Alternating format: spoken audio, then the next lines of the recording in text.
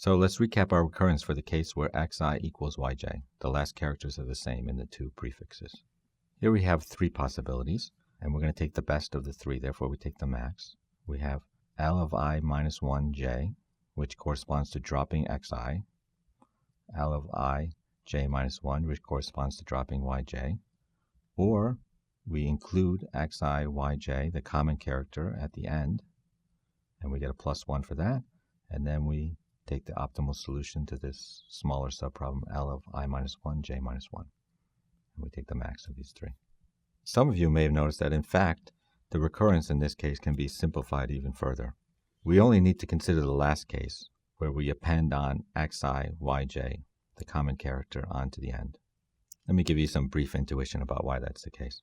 Notice, if the solution doesn't include either of these characters, then we can just add them on, and we get a longer.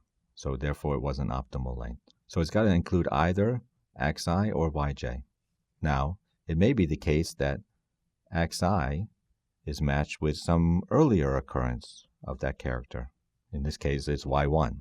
But any solution which we obtain by matching xi with an earlier occurrence of that character, we could have obtained by instead matching xi with this latter solution.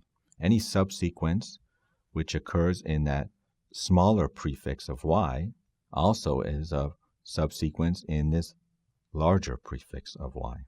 Okay? It's a superset of it. Therefore, we only need to consider this case, and we get this simpler recurrence for this case where they're equal. Okay? And this completes our definition of the recurrence.